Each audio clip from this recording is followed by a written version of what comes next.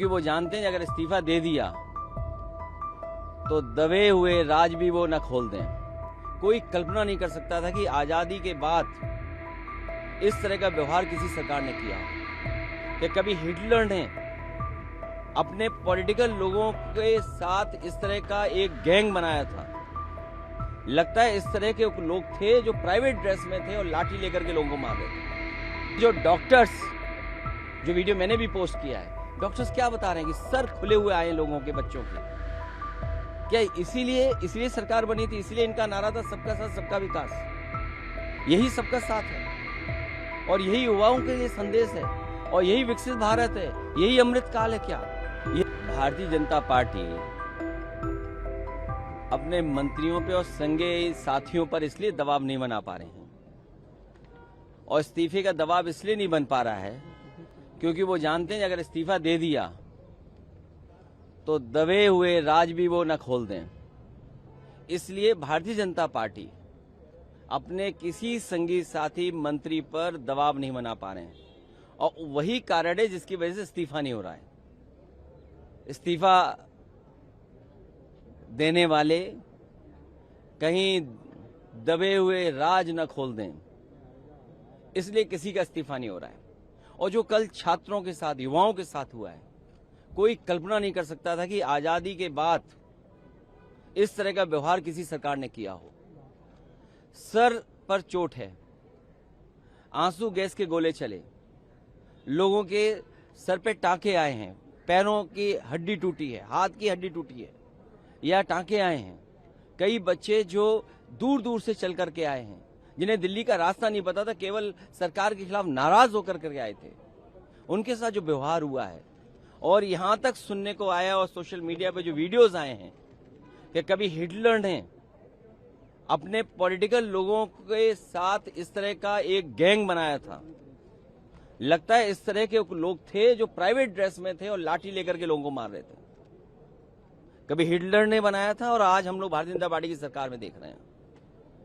ये कभी स्वीकार नहीं हो सकता है लोकतंत्र में। हम लोगों ने उस दिन भी विरोध किया, आज भी विरोध कर रहे हैं और ऐसी सरकार को हटाने के लिए लगातार हम लोग लड़ते रहेंगे। और हम तो सरकार से आग्रह करेंगे, आंदोलनकारियों को क्यों हटाते हो? सम्मान के साथ खुद ही छोड़ दो अपनी कुर्सी। आपने कहा सर हिटलर से कंपेयर किया, जो आपने हिटलर से कंपेयर किया। देखिए, कंपेयर क्यों ना करें? जो मीडिया में अगर वीडियोस आ रहे हैं और कहा जा रहा है कि यार से, तो ये जिम्मेदारी किसकी है? सरकार की जिम्मेदारी है सच्चाई को बाहर लाना। क्या सरकार उसमें भी शामिल है वीडियो चलवाने में? क्या अगर वीडियोस आ रहे हैं सोशल मीडिया पर, मैं आपको भेज सकता हूं, अगर आप कहें तो आपको भेज दूं मैं। तो कंट्रोल किसके पास है? अगर सरकार ऐसे चलने क्यों दे रही है? अगर सरकार की बदनामी हो रही है और सरकार की लाठी से ही छात्रों का, नौजवानों का, युवाओं का सर फूट रहा है, आंसू गैस गोले चल रहे हैं, आप करंट लगा रहे हो, किसने नहीं देखा, किसको नहीं समझा? और दुर्भाग्य देखिए क्या है कि कई मीडिया के लोगों को वहां खड़ा होने पर भी उनको भी विरोध का सामना करना पड़ रहा है। इसलिए कम से कम आप लोग भी तो क्रेडिबिलिटी थोड़ा बचाओ। और जो डॉक्टर्स, जो वीडियो मैंने भी पोस्ट किया है, डॉक्टर्स क्या बता रहे हैं कि सर खुले हुए आए लोगों के बच्चों के। क्या इसीलिए सरकार बनी थी? इसलिए इनका नारा था सबका साथ सबका विकास।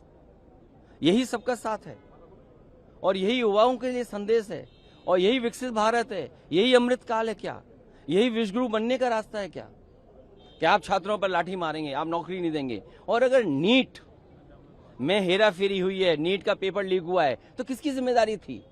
ये सरकार की जिम्मेदारी थी और सरकार ने स्वीकार किया, इसीलिए तो नीट एग्जाम दोबारा किया। और ये केवल दिल्ली में नहीं हो रहा है, देश में जहां जहां भारतीय जनता पार्टी की सरकार है वहां पेपर लीक हो रहे हैं। और यूपी में तो 20 पेपर लीक हुए हैं, एक के बाद एक, और लगातार पेपर लीक हुए हैं। इसकी जिम्मेदारी किसकी है? इसलिए भारतीय जनता पार्टी अपने संगी साथी मंत्रियों पर कोई दबाव नहीं बना पा रही है क्योंकि वो जानती है कि जिस समय उन पर दबाव बनाकर इस्तीफा लेंगे तो दबे खुचे राज भी वो मंत्री लोग खोल देंगे। सर क्या है दबा खुचा राज जो आप बार बार कह रहे हैं? कुछ तो हो गए, नहीं तो इस्तीफा क्यों नहीं दे रहे हैं? जब आप खुद दोबारा करा रहे हैं, आप परीक्षा दोबारा क्यों करा रहे हैं? इसीलिए करा रहे हैं कि पेपर लीक हुआ है। तो आप तो खुद ही स्वीकार कर रहे हैं कि पेपर लीक हुआ है। अगर पेपर लीक वाले पकड़े गए हैं, वो किन के साथी हैं, किन के संगी साथी हैं?